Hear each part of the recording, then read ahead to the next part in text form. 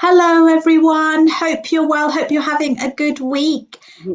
Friday, nearly the weekend. Thanks all for joining. If you're coming on, just pop on and let us know your name. With StreamYard, you need to give StreamYard permission to show your name in the comments. So as you come on, just say hi so we know you're watching. So Elliot was just saying it's his birthday at the weekend, which is nice. Yeah, nice to have a summer birthday, I think, rather than a winter birthday. Mine's February, so normally it's cold and horrible then. We've got a few people coming on. Hey, Grace, how are you? Thanks for joining. As everyone comes on, just pop your name in the comments and please do give StreamYard permission to show your name. That will be fantastic. And then we can get going. So really excited about the panel session today. There's a few more coming on now. Just pop your name in the comments. That would be fabulous. And let us know where you're based as well. That would be lovely. Grace, if you just let us know where you're based too, just to give everyone, just to give the panel an idea, that would be fab. Just wait for a few more to come on. Brilliant. So are you all glad it's the weekend, Friday? Yeah. Hey, Kerry, thanks for joining. Hey, Emily, thanks for joining. Just let us know where you're based as well. That'd be fab, just to give the panel some context. And if you've got any questions, then please do pop them in the comments section and then I can ask them as we go. That'd be fab. Grace is based in Guildford in Surrey. Someone's just said hello from Staffordshire. I can't tell your name. You just have to give permission. Who is the one from Staffordshire? Kerry is based in Buxton. Who else have we got? If you're watching, just pop your name and where you're based in the comments. That would be fabulous. Where are you based, Emily? And then there's some from Staffordshire, but I can't say who that is. Emily's in Liverpool. Yeah, that's really. Is that where you're? Gabby, where are you? You're in London, aren't you? Is that right, Gabby? I'm in London, but I love Liverpudlian, so. No, it's bad, isn't it? Yeah. And Elliot, where are you? I love the accent. Oh, the accent, definitely. And Elliot, where are you based? Yeah. I'm based in London, West London, so not too far from Twickenham. Oh, okay. Twickenham. Oh, very nice. And Donna says she's from South London. Hi, Donna. Hi, Donna. Hi. Hello, South Londoner. How's it going, Donna? And if you're watching, just need to give StreamYard permission. How can you give permission for your name to show? It's Leah, I think it is, Leah. You just have to click on the link right at the beginning where you've seen it. Janetta said, hello, everyone. Another one said from Southeast London. So right at the top, you'll see a section where it says StreamYard needs permission to show your name. You just have to click on that. Is that okay, Leah? I'm not sure how to say your name. Southeast London. Anyone else watching, just come on and say hi, and we're going to start shortly. Thanks all for joining us this Friday. I was hoping for the sun to be out, but it's not, so it's a little bit dark in Cambridge, but hopefully it'll be a bit sunnier. Right, we'll just give it till 4 minutes, and then we'll start. Great. Anyone else joining, please pop your name and then we can see who's there. And if you're watching on replay, then pop in #replay and then we know you've seen it. Fab. So and hey, Sammy, how are you? Where are you based, Sammy? Let us know. Someone else said hi. I can't quite tell who it is. So if you are watching on StreamYard, you just have to give permission. Just click the link right at the top. That will be fab. Ah, perfectly. You've done it now. Yeah. Right. Leah. Perfect. Great. Okay, let's get going. Thank you all for joining us. I'm sure more people will join as we get going. So we're going to be talking all about diversity in the events industry this morning. We've got an amazing panel lined up for you as well. If you've got any questions, just drop them in the comments and I will ask them as we go. Sammy's just said she's from Lytham. Where's that then, Sammy? Lytham, where's that? Liverpool. Yeah, Blackpool. I've got friends in Lytham. I like Lytham. Near there, nice. Lytham's nice. Oh, good. Fab. So thanks all for joining. So I wanted to tackle this topic in the group, a really important one. Today is just a chance really to have an open and honest conversation. This is recorded with StreamYard and it will be available in the group afterwards for those to watch who aren't able to join us this morning. And then in a couple of weeks, we're going to be having a HR specialist coming in and talking really about actions you can take as well. So my experience is I've been in the events industry for over 20 years now. I was born in Sri Lanka and came over to the UK when I was 5.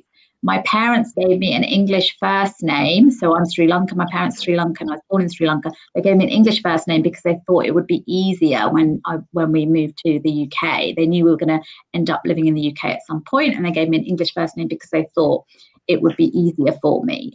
My second name is Sri Lankan, but Samantha's always been my first name. My sister is called Amanda, so they gave us English names because they thought that would be easy for us living here. I lived in central London for 3 years, did face, that was back in 83, I'm quite old, did face quite a lot of not racism, but kind of discrimination when I was living in London. We then moved out to Surrey where it was much better. And growing up, when I was younger, in my going up to about the age of 10, I did get called names and things like that. I had a very, very long Sri Lankan surname, which also made me stand out with my peers. But then I went to university and moved to London and really didn't face any discrimination or any kind of racism after that. And now I live in Cambridge. Feel here in Cambridge it's really a multicultural place. Obviously, I think different people have faced different kind of have got different experiences. So that's my experience. So thanks for joining us. Donna says that's not so old. Oh, right. I just want to introduce you to our amazing panelists. Thank you so much for giving up your time today, because I know you're super busy, all of you. So we've got Shanthi, who is an events entrepreneur, a speaker, and a diversity expert. We've got Gabby Austin-Brown, who's an events and sales manager with over 5 years of experience delivering a wide range of events, ranging from conferences, meetings and seminars to wrap parties, fashion shows and charity events. We've got Naomi Rose, who's an events management student, Instagram blogger and marketing manager and events coordinator for AI Tech North, as well as having lots of side hustles in the events industry. We've got Elliot Nortey, who's a well-experienced event prof and has created the ultimate experience for clients and truly goes above and beyond expectations. So I'm just going to hand over to the panel now. If you want to let everyone know what you do in a bit more detail, and that would be fab. So if we start with you, Shanthi. Oh, okay. Yeah. Everyone. So essentially, I study Black women in the UK who are millennials and Generation Z women. So we do a lot of research and study them and what their experience is in UK workplaces. Aside from that, I do have quite a few events businesses. So I kind of merged the two because I was very intrigued and interested in the lack of diversity in the events industry. So we do a lot of work helping organizations really think about how they can create more inclusive workspaces, and also how, if you are a Black supplier or vendor, how you can actually do more business in the corporate side of things. So that's what I do. Fabulous. Thank you. And Gabby? So I'll give you a bit of my background. So I was a professional dancer for 15 years. So got to do some really cool stuff and travel the world, which was amazing, and also got to perform at a lot of events. So when I got an injury, it seemed like a natural move to move into the events industry. Being a bit older, I didn't have the funds to go to university and the time as well to do 3 years studying. So I did a part-time diploma course, which lasted 3 months. And then after that, just applied for events roles and managed to luckily get an event job fairly quickly. And since then, I've worked on everything from, as Samantha was saying, conferences and seminars, all the way through to wrap parties and celebrity events, I used to do all those kind of like Pretty Little Thing and Boohoo events. So I get to meet all the Love Island people, which is very interesting. And then also kind of just in charge of operations and sales within venues. So creating sales strategies for venues to get more corporate bookings within that. And then also I'm on the diversity committee for the events apprenticeship program. So that's about getting, more diverse people to find their way into the industry. Perhaps if they're similar to me and they don't have the funds all the time to study at university, or they want to start studying straight away and get into industry a lot quicker. It's about providing toolkits and support for both potential employers and then potential apprentices to help them get into the industry. So yeah, that's a little bit of what I'm doing. And I'm doing a little project with Shanthi as well, a business. I'm sure we'll discuss that later, but it's useful for some of you guys. So we'll have a little chat about that. Yeah, that's me. Great, thank you. And Naomi? Yes, so I am an events management student over in Manchester at Manchester Metropolitan University, and I have my Instagram blog, which is what Naomi does. So I kind of take other students or people who are starting in their early careers within the events industry through the process of going studying at university and also working in events. So I kind of go off on little topics on what we can learn to better ourselves for future jobs or for our professional development. I also talk a lot about my personal development. So through doing events like this where I'm speaking, or through doing Instagram lives, that sort of approach. And then besides from Instagram, I also do digital marketing. I do a bit of consultancy work with some companies. So I support them with their marketing strategies and that whole process and what is the best way to market your event. I work for AI Tech North, so I was their events coordinator and now I've just been promoted up to the marketing manager. So kind of in the full steam of AI and artificial intelligence technology and what we need to do for the future, and also trying to implement sort of strategies and practices that we can do to make our company the best company, support all communities and make our events also inclusive, diverse, and not even on that aspect as well, on the sustainable approach and an ethical event in terms of GDPR data, all that sort of whirlwind stuff.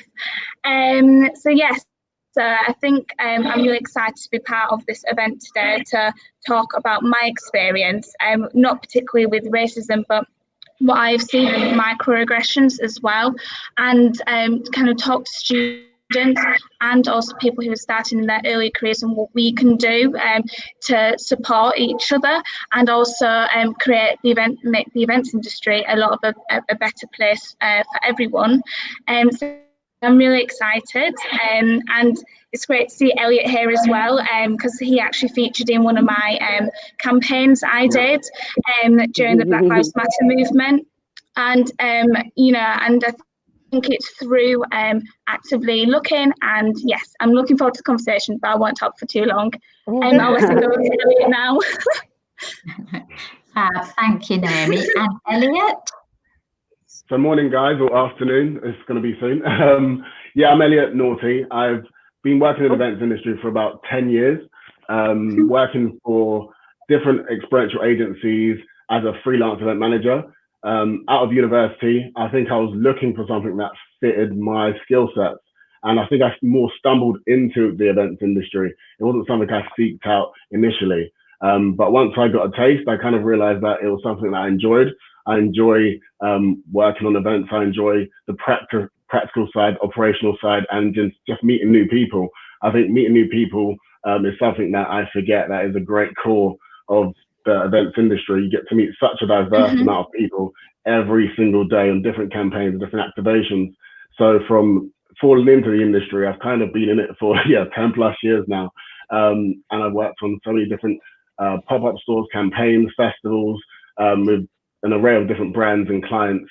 And in the past year, decided to take all that experience and put that into something that I've created myself, which is an art experience, which is for corporates and for the community, which encourages well-being, it encourages mindfulness, and we find that there's a nice communal atmosphere that you get when you have an art-based event. You find that people actually use their minds and rather than their heads to kind of get out of their humdrum of 9 to 5, and that's what we find. That's a very great benefit. And a lot of industries find that art is a great way to get people together. Thank you so much. So thanks all for. That sounds amazing. Thanks all for joining us. What we'll do is afterwards we'll put all the links for everyone and what they're up to and their organisations and Instagram handles on the group, so everyone can follow them afterwards. That'll be fab. So if we just start first of all, you know, a lot of people are kind of new to this. Is it possible to explain some of the key terms to those watching in case they aren't familiar with them, and what terms they should be using on social media when they are publicising anything related to this topic? Gabby, do you want to start off?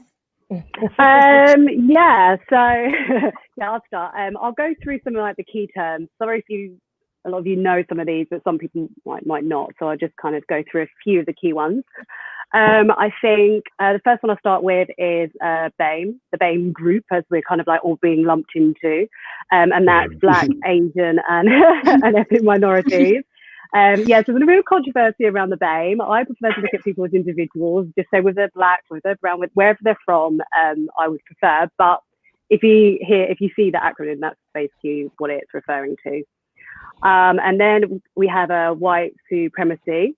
And people kind of get a bit freaked out about that. They kind of think of the non-acceptable white supremacy we know, which is like maybe the National Front or English Defence League organisations in the UK, or the KKK in States, and race crime, racist slurs, things like that. But there's also kind of a more socially acceptable kind of supremacy, which is where Black people can be racially profiled.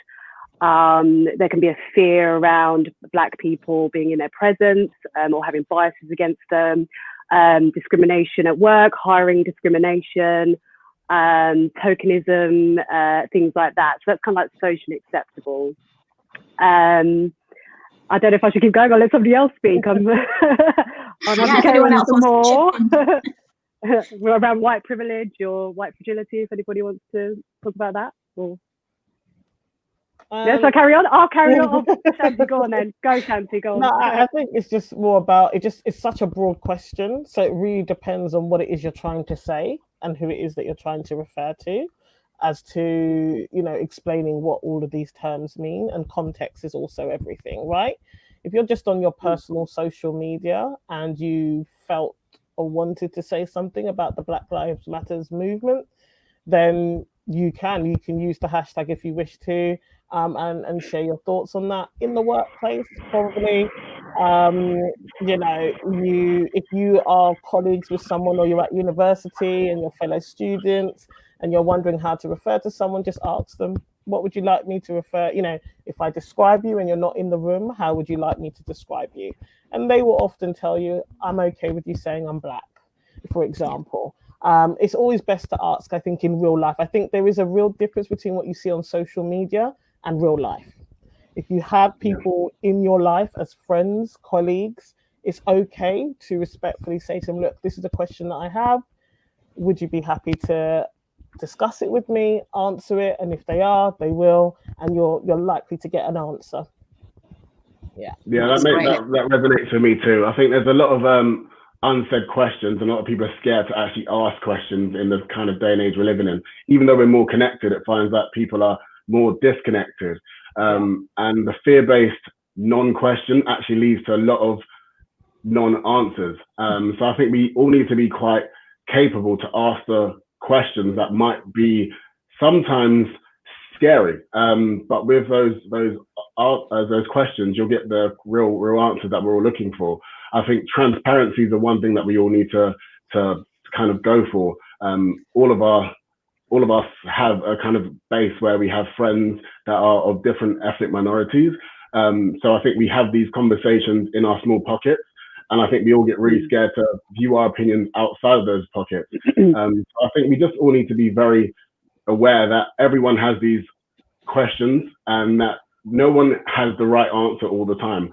So I think just having the questions and being open to discuss, just like we're doing now, it allows people to realize that no one's perfect, no one has the right answers, and just by asking simply, we'll get to a better result.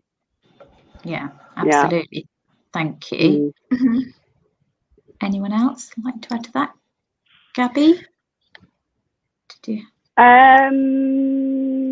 I kind of feel like Shanthi and Elliot kind of covered it really. It is just about being brave and just asking the questions and being real on a human to human level. Don't be afraid of making mistakes. You know, we all have different experiences. Like my experience, Shanti's. Oh, hello, Gabby. We're gonna have a and so. Oh, Gabby, okay? You've just cut out. Yeah, we're all individual. Oh, okay. Yeah, sorry. Just repeat that again. Where did I get up to? Sorry. I think about different experiences. That we've all had like different experiences. So it is good just to talk to colleagues or friends if you feel comfortable on an individual basis, because we're all going to have different feelings. So you can't be right about what everybody's feeling. So don't let fear hold you back from being open to kind of learning about this. Yeah, but that's great advice, Shanthi. You know, just to ask people what they would like to be you know, called or that kind of thing. That's great. You don't need to be scared, like Elliot was saying. It's absolutely fine to speak to them. I think it's hard, you know, it's fine with friends and people that you see all the time. I think it's in the workplace that it's a tricky one. You know, to know what to say to people or how to refer to people. Sorry, Naomi, you were going to say something. No, so I was just going to say when I started my campaign I did, I was really nervous actually about even using the word black. And that might sound, you know, extremely, you know, stupid and ignorant, but I was thinking, oh, should I actually use this? And then I kind of thought about it properly, and I was like, well, this is the issue at the moment, that people actually can actually openly talk about what the issue is, and the issue is that you know, black people and people of ethnic minorities are facing discrimination on a daily, and by me not saying a black person who I will be promoting kind of defeats the whole purpose of spreading awareness of the Black Lives Matter movement. So I think it's definitely about stepping outside of your comfort zone and, you know, really talking about the black community and sharing things that actually say, you know, white supremacy and black, because they're obviously not scary words, you know, not negative whatsoever. You've got to educate yourself before and make sure that when you're speaking about it, that you are using it from a place of good intentions, and the reason behind it has a good backing. Definitely. Yeah. Absolutely. Thank you. Yeah, because I think some afraid of posting is totally fine. You need to address this the way that you feel comfortable, because obviously now people are a bit afraid of the performative activism type thing, where they're like, is it going to look, I'm just posting to jump on the bandwagon or to make myself look good? Which I think, if you are interested in all of this, it is about doing just a little bit of education. So when you are talking about stuff, it's coming from a genuine place and a genuine place of understanding. So don't feel pressured if you feel like you don't know enough about it to have to go out there and say something. You know, you take your time, you do you, and, you know, address it when you're ready. Yeah, and I also think, sorry to interrupt, Elliot. No, totally fine. This is why I say context is everything, because hashtag Black Lives Matter is not reflective of real life. You know, there have always been human beings of different colors, you know, so the more important thing is about kind of just examining yourself and maybe some of the beliefs and feelings that you have about people who have a different tone of skin, and then thinking about the way you treat those people as a result of those beliefs. That is the most important work, rather than posting on social media, getting the terms right, understanding what is meant by white privilege, you know, and all of these things. And those terms only exist because there's been a long time of a minority of people being misunderstood and mistreated. Those are like academic terms, and they've come into the public domain now because of this recent event happening globally. But in real life, nobody goes around saying white supremacy, white privilege. They're academic terms, really. So it's more about examining yourself. Why do I feel this way when I see a person who looks like this? And why does the way I feel and the way I think mean that I treat them differently? It's those kinds of thought processes really that are more important, in my opinion. And that helps you challenge, you know, how you're treating other people at work or even in your personal life. Yeah, absolutely. Yeah, that rings really true. I think self-bias, exactly what you said, Shanthi, is the thing that we all have. We're all humans, so we all have a bias meter, and that scales from 0 to 10. So we all can't put our hands up and say that we don't have any bias. We all are in the same boat. I think, like Shanthi said, I think we just need a bit of time to have a bit of introspection to kind of look at ourselves and think, why do we have them? Where have they come from? And can we potentially eradicate them? And if we're not sure, either educate ourselves or ask other people who are from that group or from that specific ethnic minority or anything, community that we don't know about, which will help us then to learn. I think if we learn, that will allow us to negate the naivety that we have. And I think that's where the kind of disconnect comes from, when we just are a bit unaware or just naive by choice or by non-choice, by the fact that we don't know. So I think by asking the questions and just asking ourselves those inner questions of why, I think we can lend into a bigger conversation of how we can then tackle this as a bigger group inside our friends group and then into the workplace. I think the workplace is a different demographic and different way to handle things. So it's a harder conversation. But I think once we start on the grassroots level, we can then bring that into corporations and into the bigger field, which is the events industry and other industries from there. But I think it starts from ourselves, having the open conversations in our friends group, our families. And then I think that openness allows other people to not be fearful of offending other people. And then that will allow to have real, honest, true conversations that should then break the glass door of just diversity as a whole. Yeah. Absolutely. Thank you. And then just talking about your own personal experience. And even if you're not comfortable, maybe... Gabby, you go ahead.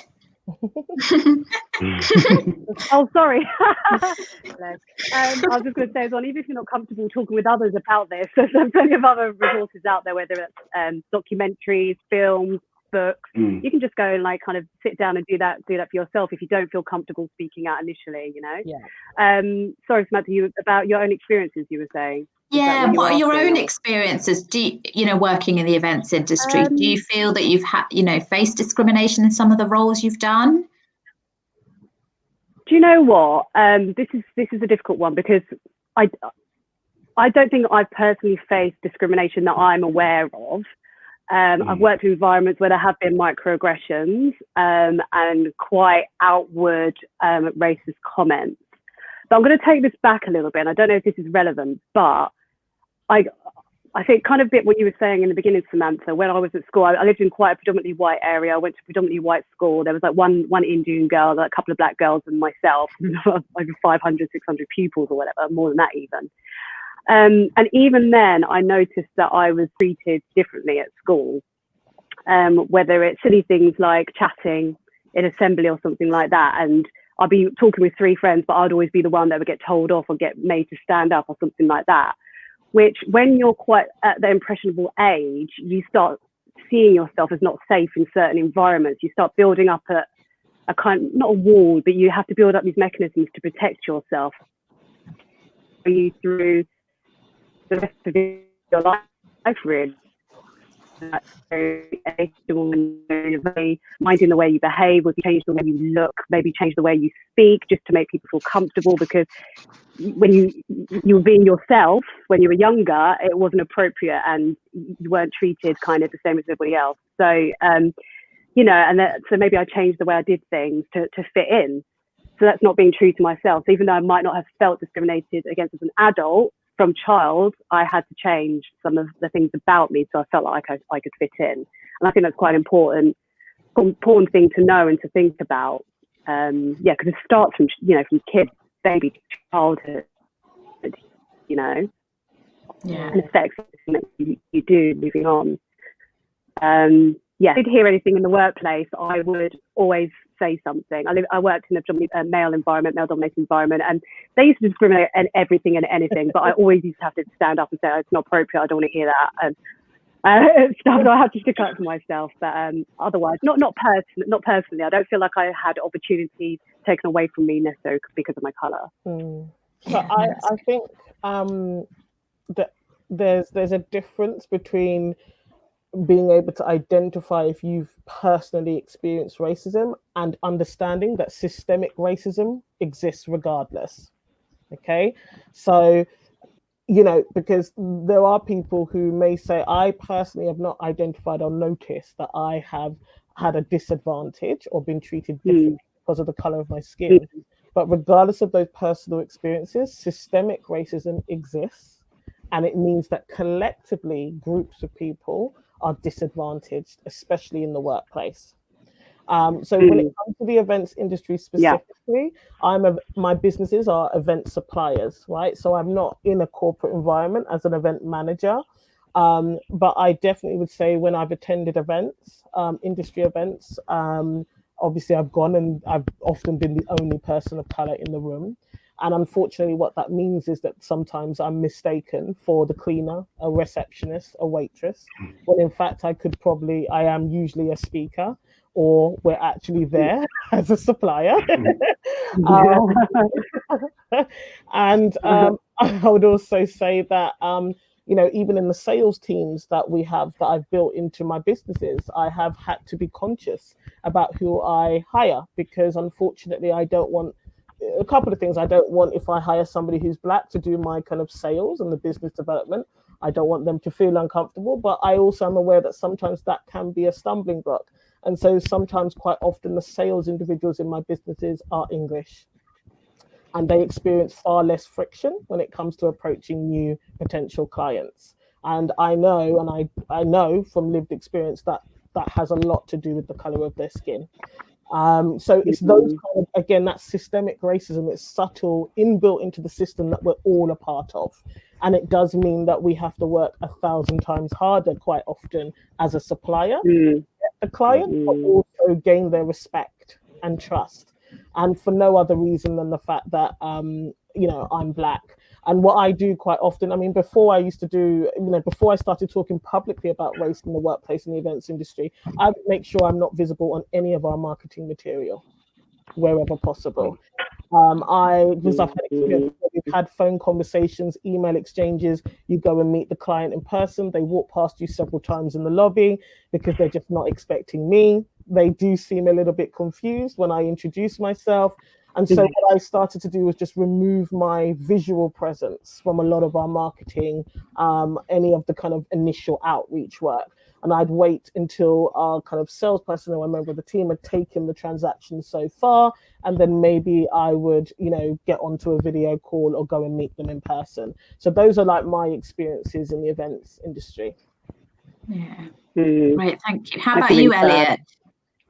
I've experienced from both sides. I think, like Shanthi said as well, there's so many levels and layers to racism that it's so hard to kind of pop them into one kind of bubble. Internally, like even myself, like I'm a black man, 6'1", and I have braids.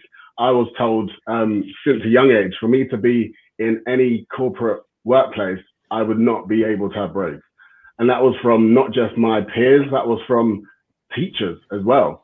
I saw that firsthand where teachers, when I was younger, were telling my peer group, who are of different colors, but especially to the black group, that we had to cut our hair off because it wasn't professional. But then there were white colleagues who had the same length of hair, but theirs was just tied in a ponytail. So straight away we saw a confusion of how is that okay that they can have their hair natural, but our natural hair wasn't okay. And that led to such a weird conflict of, I have to change to fit into a world where my white counterparts don't have to do anything. So that was at a young age, being 16, trying to work out who and what I wanted to be, and understanding that the world would be a different playing field for myself.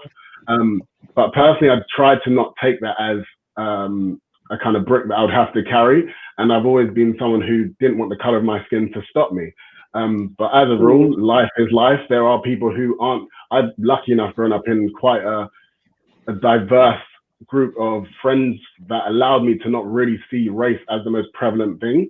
But then going into the workplace, I realized that isn't the same truth as everyone else. So a lot of people have come from different parts of the world, say, just point out Devon. I have many friends who are in the workplace from Devon, and just by looking at their school pictures, you can see there isn't much diversity in where they've grown up. So this isn't their fault. This is just by default of where they've grown up. So sometimes having to educate my own colleagues, I can remember once we had a work trip to Manila, and one of my colleagues, we were doing a phone event, and he spoke to us and spoke about the event, and he referred to the ethnic minorities as coloreds. And straight away, my heart was like, wow, that's a bit strange to hear that. And at the time, I wasn't sure, because I was quite young in my event career, if I was able to bring somebody up on something that I found quite offensive. And things like that, I feel like just having these talks allows us to feel that we are able and capable of bringing up these feelings, that we are justified to feel that we can air our views. And I think it's quite similar and parallel to, say, the women's rights movements or hashtag Me Too, the LGBTQI, things like that. I'm learning every day. I'm a male, so I don't know about the hashtag Me Too, but I've had to take my time to learn about it, what that means, why women are going through sexual harassment at work. That's up to me as a man to understand that. Just like with the LGBTQI, I've had to learn what they want me to call them, how they want me to call them, how they like me to refer to them. That's on me. That isn't up to me to ask them, every single person I meet, how would you want me to refer to you by? So I think it's up to us to take the onus on ourselves to realize that everyone is different. So just like we were saying before, the BAME context, I'm not a massive fan of the BAME term, just because it just seems to put everyone in one bucket and label everyone. And I think labeling people is quite, it just loses the uniqueness that we all have. And I think we all are unique creatures, and we deliver such a unique base of skills. So I think what we need to do is just look at everyone on an individual basis. And even though on the surface, I'm a black guy with braids, if you talk to me deeper, you know that there's more than that. So I think everyone has deeper levels. I think racism is just something that is a stumbling block. We all look at each other's skin. I think I know them. And I think that's what we need to stop doing. We need to stop looking at people's skin tone, ethnicity, sex, and ask those real questions. Who are you? What are you? And why are you? And I think once we start doing that, we'll start to be a better community. So we don't just look at sex or skin to justify our own prejudices. Absolutely. Billy's just said she's worked in schools in Kent and also in Latin America, and people were constantly surprised at how civilized guest speakers were from Mexico. So, for example, one head teacher grabbed a Mexican head teacher's tie and said, "I didn't know you had this in Mexico." And then she went on to write that a head at a grammar school addressed an assembly and told them they were privileged as they were white, middle class and male, but the head was completely oblivious to the black students in the room. Which is really she wasn't wrong though, was she? She wasn't wrong. And then Priya's just said her niece, who's black at only 10 years old, has expressed how she hates her hair because it's not as pretty as her white friends. She's the only black girl in her class, and it's awful that she feels like this at such a young age. Yet that's, you'd hope that now it'll be easier for, it would be, that we would have moved on. But that's not great at all. And then, moving on then to the events industry, how do you feel with regards to the events industry? Do you feel it is diverse? Do you feel that there are any kind of organisations out there that, you know, you would say are great examples of a diverse and inclusive workplace? What are your thoughts, Naomi? Are there any that stood out for you? What do you think about the events industry? Because you've done quite a lot of research into it recently, haven't you? Yes, I'd probably say about 4 or 5 months ago, I was really looking forward to hopefully be working with my dream company within the corporate events industry.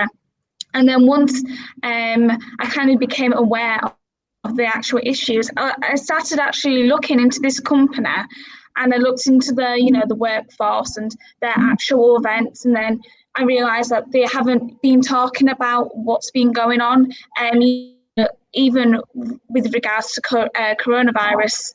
Laid off a load of the staff, you know, did support them, and then with the Black Lives Matter movement, just nothing. And then I started to think, actually, I don't want to work for a company. Yes, they are a huge, massive company that do these worldwide events everywhere, incredible money. But from my perspective as a student now, I think I'm looking at more. I'm kind of looking at what client would I want to work with, what employer would I want to work with, and kind of actually doing a lot more research into those companies, and actually thinking, no, I don't like your values, I don't like what you're currently doing at the moment. And then I think that's what I'm currently doing at the moment. I'm just doing a lot of research into thinking, I really like that. I don't like how you've been so silent over this matter, especially when they are the issue, you know, a really heavily white male dominated company, and there's no discussion.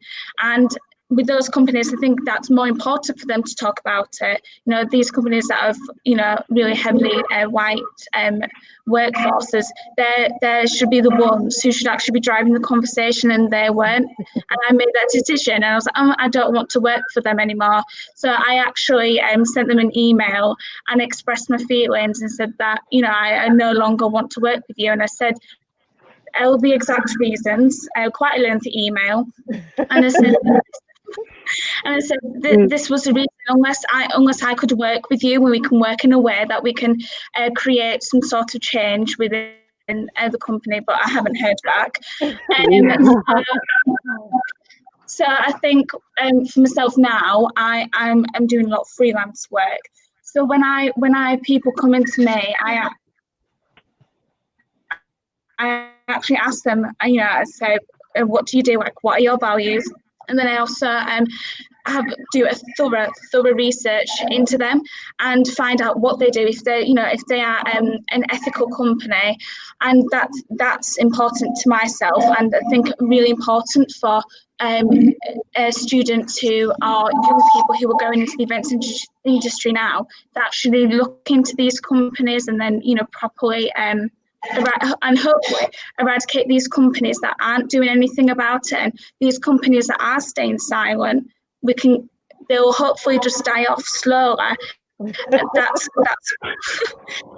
what my sort of progress is about that.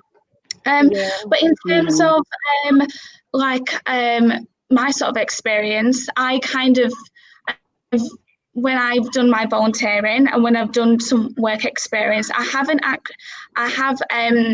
seen a lot that everyone who I've worked for, and this is in Manchester, and I wouldn't expect this in Manchester, because Manchester is a heavily diverse city. You know, you've got people everywhere, and all the volunteering opportunities that were sent to me, they were all led by white people, and that's, you know, obviously that's not their fault, but I think there needs to be more of an people actively looking and finding out these other companies and bringing them in together.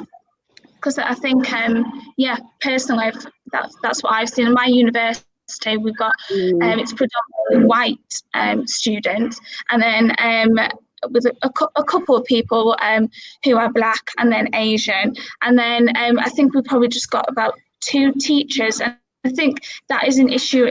That is an issue as well. You know, if to bring it into the university and actually bring a standard bring this conversation, and we maybe even do a course unit on it or something, to actually make sure that when we are delivering events, because events are mass gatherings of loads of people, we need to understand loads of people and bring all these people together and understand everyone. So yeah, I think that's what my sort of perspective is.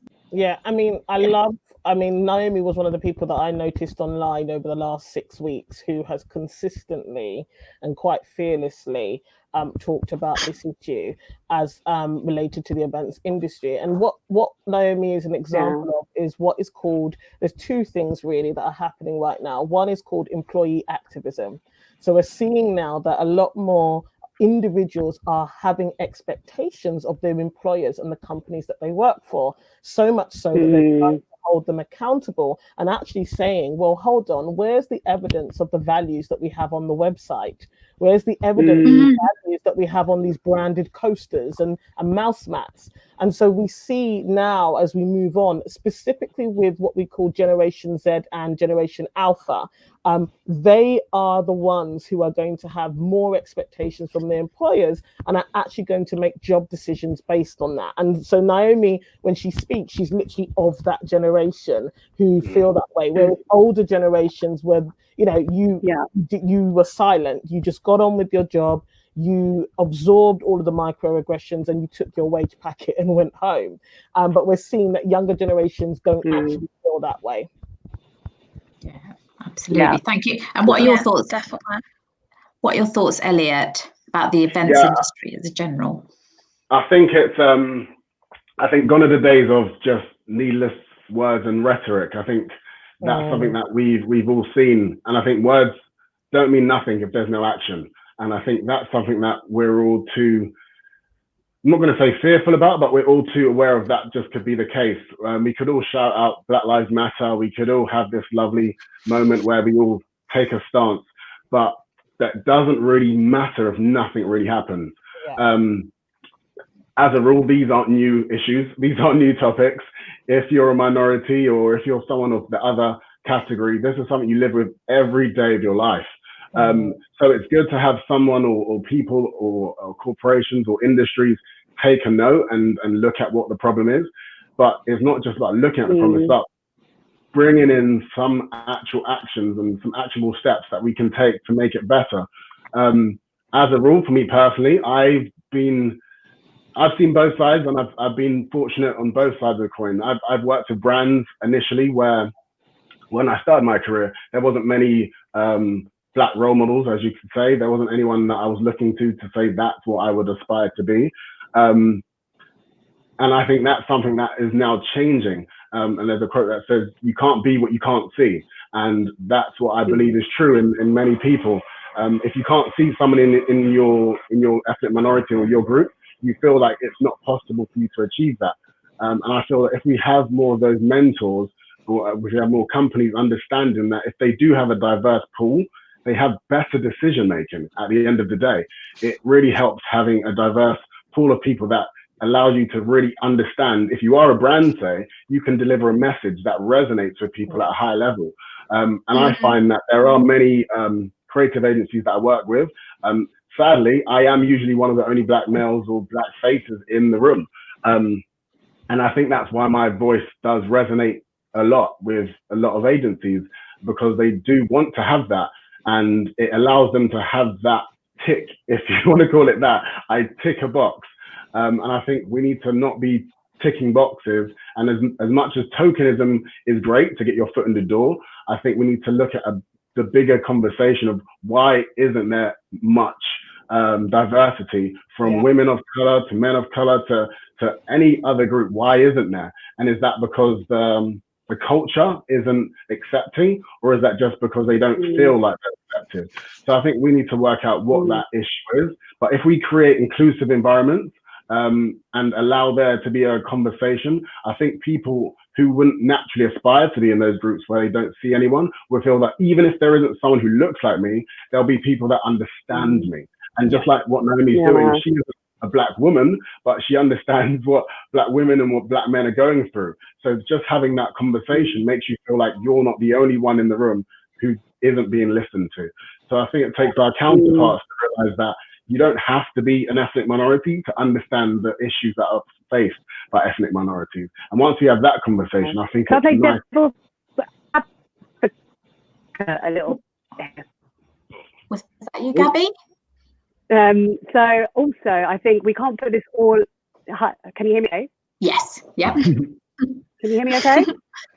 Yeah. Sorry. I'm going to play devil's advocate a little bit here as well. That it's not just a responsibility of white people. If you're a black person, a brown person, a minority, use your place within the business and the company to also bring along, your fellow people of colour. Because I think there's sometimes this fear of, right, I've got my foot in the door, I better be careful of my position, I don't want to jeopardise my position here, I'm lucky to have got where I am. So they're not openly supporting other people because of fear, through fear. So it's on all of us, rather than, particular people in the community, to support each other, speak to our leaders, ask what their D&I policies are, look at the work culture and be able to speak openly and freely without fear of, any comeback about, what you're seeing in the workplace, if you're seeing any sort of injustice or inequality. So I think it's for everyone, it's not just of having our white allies. We've got to all be there and in it together. Yeah, I mean, I agree in spirit with that. I just caveat with the understanding that, that's why understanding systemic racism is so important, because there's a system in place regardless of how hard you work. And to Elliot's point about the reason why there is a lack of racial diversity, we have to dig into that, because he made a very key point. If you look at senior people in this industry on boards, in senior management, there's not even any men of color, and men have a higher place in society than women. So that's telling. There's not even any men of color in those positions, right? So we have to dig deeper into the why and understand there is a system in place across all sectors in the UK. But if we're talking about the events industry, we have to be honest about why that is, so that we can create an even playing field. Working harder is not going to make a difference. And we have to be really honest about it. It just isn't, unless people who have the power, and I think someone commented about power, was it Elspeth? Unless people who have the power are willing to share some of that, it will never even out. You can't retain all of the power and then expect there to be any change. Yeah, so you can see what women have been doing to get into more senior positions in this industry. The same spirit and values and integrity is needed now to bring people of color up as well in the industry. And the reason why more women have a place is because more men said, here, let's share the table, have a seat. And so we need people who have the power to say, here, have a seat. That is what's required to create a more even playing field. And I say that with love and grace, but working harder is not going to change the issue, guys. It's about people being willing to give up their power, their advantages, their privileges, so that everyone, and that's everyone, sexuality, gender, race, regardless, so that everyone feels welcome in this industry. Yeah, definitely. And Donna's just gone on to say, almost all the events industry leadership is white. There are no board members on most associations that reflect the ethnic diversity of this country. Exception is usually international associations or ones that have a division in certain geographical locations. So she asked, how do we address the fact that we as ethnic minorities are so invisible to the industry? She's rarely met anyone in this sector who was from an ethnic minority group. Anyone's got thoughts on that? So I'd probably like to say, so I know I keep on talking about it, but when I actually was doing the research into the campaign and finding people to amplify, what I noticed was because I did my research on LinkedIn, Twitter, and just like through Google searches, and it was really difficult to actually find Black people, and that's all that, like Shanthi said, that's also systematic within algorithms and within even tech as well. But once you start actually actively searching, there are loads and loads of ethnic minorities and Black people who are in the events industry, and from actually looking for a whole week and finding these incredible event profs to highlight and amplify. It's also now my LinkedIn. I have loads of recommendations of loads of Black people, loads of ethnic minorities, and that's through people actively searching. So I think if you know, when you're looking and you're wanting to find people to, you know, talk to, or if you want to diversify your feed, you've got to properly look. And it's not just, you know, a simple case of just a couple of scrolls and just finding the, you know, the top people. You've got to look with a different approach, I think, as well. But yeah, I definitely found when I was trying to find people, it was difficult, and I think, and that's an issue as well. I mean, when I look at a couple of speaker panels, when I look at some events I've actually been to, Confex as well, and other events, it's really poorly diverse, and I think that's because people are used to that everyone's in a clique, everyone has their own sort of people who are they're always friends with, so just get them to come on board. People don't look for new talent, people don't look for people who are new coming into the industry. No, you can see that with like digital, you know, the digital world as well. You know, all these new trends that are all coming in, people aren't talking about it, people aren't finding the actual new talent, the new industries to talk about, the new people who are doing amazing things, and that's an issue as well. Yeah, absolutely. Donna's gone on to say that only since the BLM movement has she seen an ethnic minority groups represented like this on panels. She's attended a multitude of virtual meetings in the past 3 months, most of these surrounding COVID-19. I think I've seen 1 to 2 people of colour as a speaker, and often I'm the only Black face in the room, like virtual room. We need to be visible when the conversation is outside of the race conversation. Absolutely. And then Priya's just gone on to say, I hope that all newcomers to the industry have the same views as Naomi. New talent will be the driving force in seeing change. So how about students now and those studying event management and looking for work experience and placements, internships? You know, what steps can they take to make sure their employer is inclusive when they're selecting which organisations they're targeting for these placements and work experience opportunities? Yes, I think I touched on this before when I was actually talking to my summer internship, which I rejected due to them not addressing the issues. But I also think that as a student, as a newcomer going into the industry, you've really got to research and learning and educating yourself before you actually make those decisions. And also, it's when you go to your interview or when you are meeting your boss, if you don't feel like you can actually speak up, maybe that's not the sort of workplace that you should be wanting to, you know, work in. I'm really lucky enough to be working within AI Tech North, where I've been able to freely voice my opinions very loudly and actually you know, drive some sort of change within my company. And I think that's what people need to be aware of. And I know it can be extremely daunting. I was you know, quite worried, but I was off a high after a Shanthis meet like little events. So I think it's for students, you've just got to do your research and really look into what they're doing, and also ask the questions. I mean, even before the Black Lives movement came about, I was asking my employees, what have you done to support your employees during coronavirus? Because if you're, you know, I've seen quite a lot of companies just drop people. Or are you checking up on them? You know, are you making sure that their well-being's okay? You know, are you supporting them? You know, even if it's not financially, just, you know, virtually. So I think it's even through that. I want to see a lot more companies just being a lot more proactive. But yeah, I think definitely for students, we can really vote with our voice and vote with our money.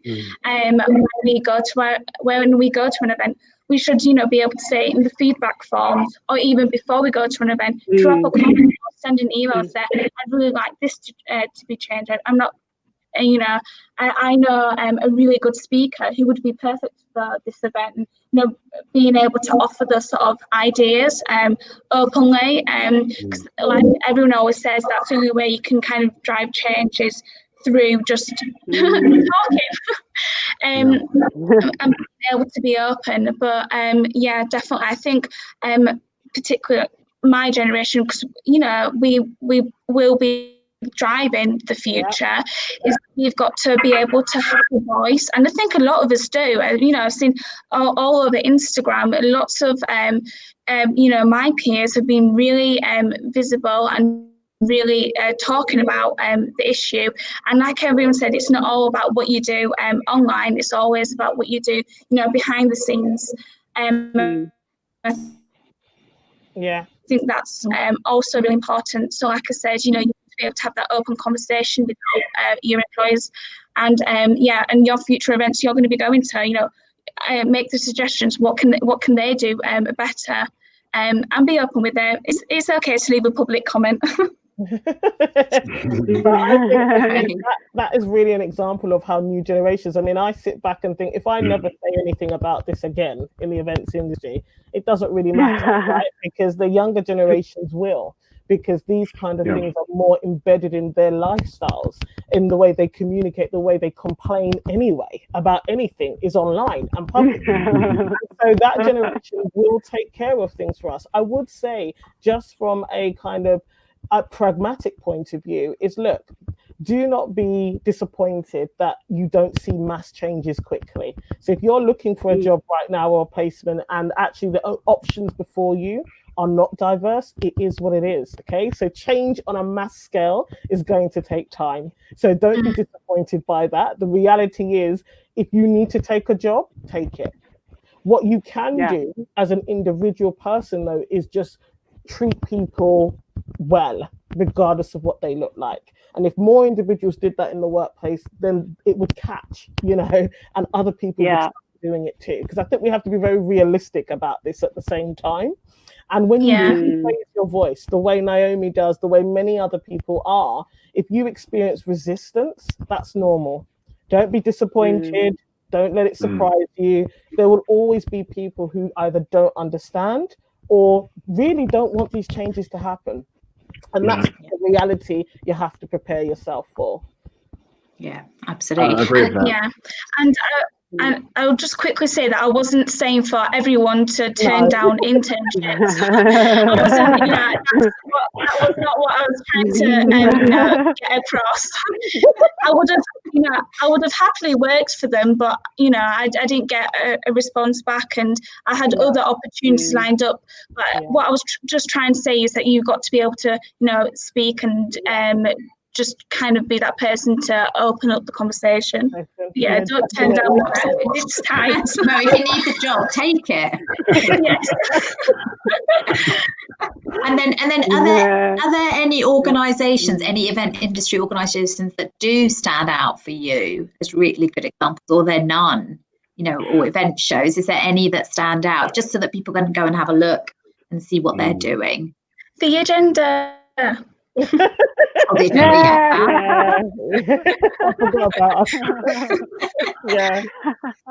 Well, look, you know, the thing is, hopefully that will change over the next 12 months. You know, that's why we created the agenda as a platform, to actually demonstrate and show people of different backgrounds, different disciplines within the events industry, and of different shades working together to build personal brands, make more money in their businesses, and really show the events industry this can be done. But I'm hoping that we see lots more examples over the next 12 months. We should do. Yeah. Absolutely. Elspeth just said, equal rights for others does not mean less rights for you. It's not a pie. I saw this on an Instagram post and it really resonated. Absolutely. It's not a pie, is it? Anyone's thoughts on that quote?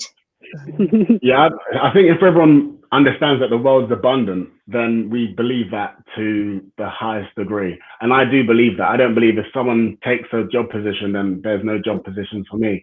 And I think that's how the world has always seen what is out there. That's why there's this, I don't want somebody else to win. I'm somebody who I applaud somebody who's winning. I don't care what color you are, what creed you are. If you're winning, if you're good enough, you deserve to be in that position. I don't see that as a spite on my efforts. I just think, well done for you. I think we all need to be the same. We all need to applaud people who deserve to be in their position. And if we treat it like a meritocracy where everyone who is the best should get their position, then we're going to live in a fair world. Unfortunately, we're not in that idealistic world right now where it is meritocracy. So I feel like we just need to put some measures in place where it can be an equal playing field. So that depending on whether you're white, black, Asian, male, female, we can all play the same game. And just at the moment, currently, I think we're just realizing that the game isn't fair. So I think that's the start of the conversation, which is great. Empower and amplify. Yeah. Thank you, Samantha, though, for kind of holding space in your group for this kind of conversation. Yeah. No, you're welcome. We're going to And we're going to be looking at, we've got a HR person coming in a few weeks. Haven't finalised the date yet. So just to kind of finish up now, is there, if people want to learn more, because it is about educating themselves, is there any resources or websites or sources that you would recommend for them to go and learn about this more? Obviously, it's, they need to go and educate themselves. So is there anything you would recommend they go and look at? First of all, the agenda. So we'll be running a diversity series of episodes, and we'll be answering all of the questions that we have received from our white colleagues and peers. And also come and find all of us on LinkedIn, right? Spend some time with us on LinkedIn, and I'm sure you'll kind of find interesting resources. I'm always posting resources and stuff on LinkedIn. So just hook up there. Brilliant, thank you. Fab. Anyone got any more questions? So Elspeth just said it's about taking on personal responsibility. How many people watched in the US and filmed George Floyd's death? It's a tough call and you need to be brave. Yes, absolutely. Great. I'm just going to check. If anyone's got any more questions, just pop it in. I think we covered everything. There's a few more. And Netflix, Priya says Netflix has a BLM category, so get watching. Oh, right. Yeah, it's on Netflix. That's next work. Fab. And thanks Bree, thanks Kerry, fabulous. Right, we'll stop there. So I will after this pop up on the group all your links to your social media, and then people can contact you, follow you, get in touch if they want to chat further with you guys. Is that okay? Wonderful. Thank you. Perfect. Thank you so much for joining. That was fabulous. Thank you again. Have a lovely Friday afternoon, everyone, and enjoy the weekend. I think it's going to be hot and sunny next week. So, summer's coming. It's good. So thank you so much for giving up your time as well. I know you're all busy people.